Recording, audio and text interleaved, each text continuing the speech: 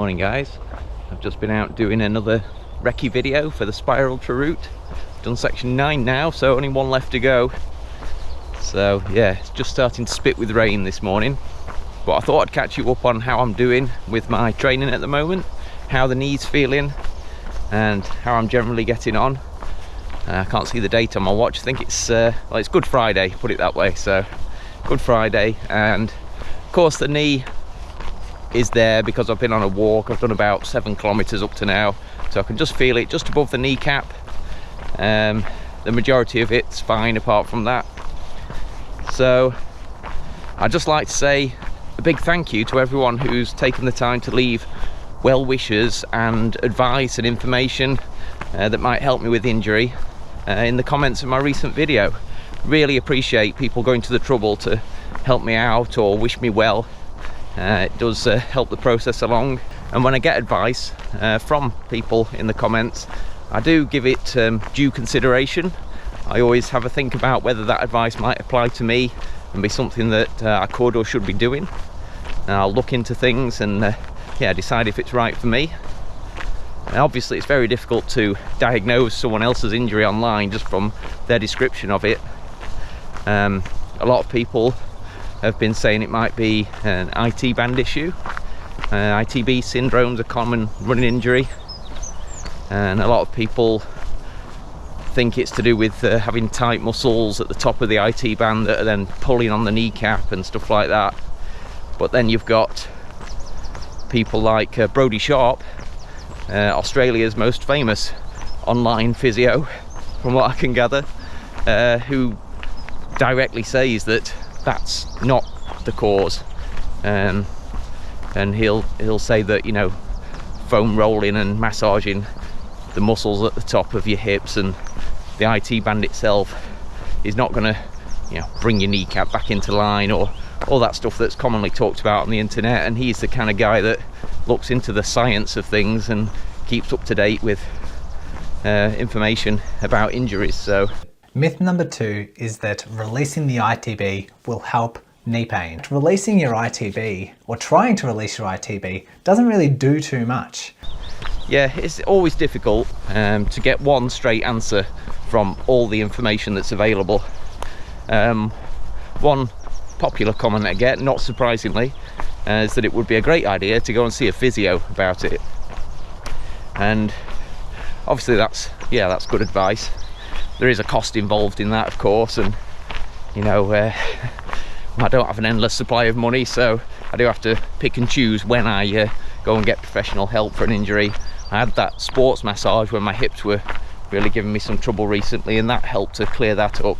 But the knee issue, best I can tell from me actually feeling it and having looked into it, is that it might be quadriceps tendinopathy, where the tendon just above the knee, which is where the soreness is at the moment.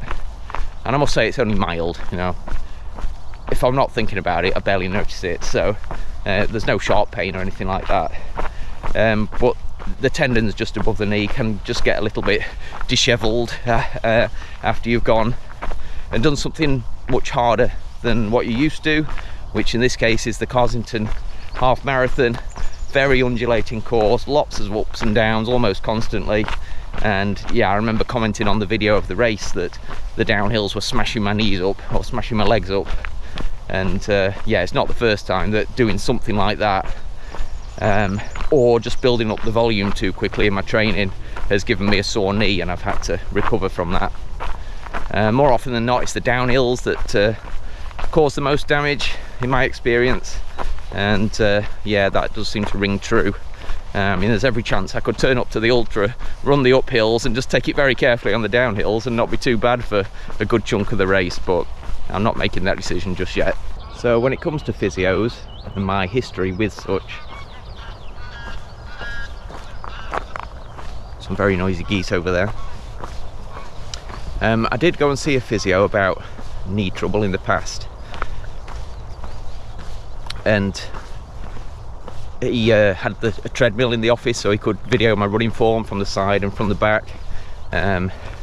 Said my hips were looking very strong and stable. There was no kind of dropping of the hips as I was running. The only thing he did point out was sometimes my left foot would overstride a little bit, so that's something I worked on after that. But the actual advice I got for the knee trouble, which he diagnosed as medial meniscus irritation, so just the meniscus within the knee had got irritated from running too hard or too much, which is generally the case with knee issues. It's just overuse, and one part or multiple parts of the knee just can't take it anymore, so you need to let them recover. Anterior knee pain, or patellofemoral pain, is simply caused by different levels of patellofemoral loading, essentially meaning that the capacity of that joint to withstand load has been exceeded, usually by doing too much too soon, which in the case of a runner would be too much mileage, too much speed, too many hills in such a short period of time that the joint itself can't adapt and get stronger. Instead, it breaks down and just becomes a little bit more irritated. But he didn't actually prescribe anything. He didn't give me any exercises to do. He just said to tone the training right down, pare it right down to a minimum, see what the knee can handle, and if it starts to hurt, tone it down again. If not, gradually build it up, which I could come up with myself. You know, I don't need to go and pay someone, however many tens of pounds it was, to see the physio to say I probably just need to rest a bit and tone down the training. So what I'll probably do is try and find a different physio nearby. I travelled over to Matlock for that one, so I'll try and find one in the Chesterfield area who's got, you know, good feedback or reviews online, and think about trying that if, you know, the sensible, just calming it down approach, and working on some strength training like I am doing doesn't sort it out. But at the end of the day, I'm not actually in a rush. I don't think it would be particularly wise to do the race if my knee feels like it does now, and even if it's feeling perfectly fine on the day, it would be a tricky decision to decide whether to trust it enough to attempt a 53k hilly race, or whether that's just going to set me back. As much as I would like to do the race, you know, I've paid for a place, I've been training for it, I'm really excited about the particular race because it's my favourite one, and yeah, it's not an easy decision. I mean, the sensible decision from the outside looking in is just, yeah, definitely don't do it. Do the one next year. It's an annual race, so yeah, don't risk anything. But that's just a sensible decision. That's you know, there's emotions that come into it as well, and just the thought of thinking I'll be waiting another year before I can do the Spire Ultra is, you know, it's not the most pleasant thought. It's not what I was hoping would happen, and it's not what I want to happen now. So I'll see how I am on race day. I can't make a judgment a month away from the race as to how I'll feel and whether I can handle it. So once again, thanks all for the advice and well wishes, all the comments on my recent videos.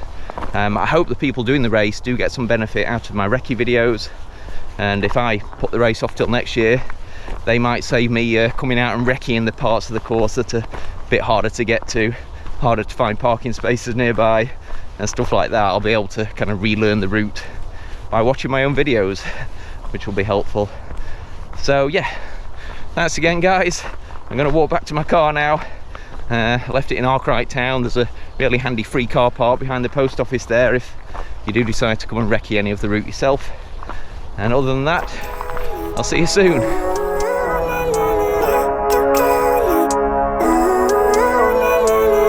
Living life, every day, late at night, not okay.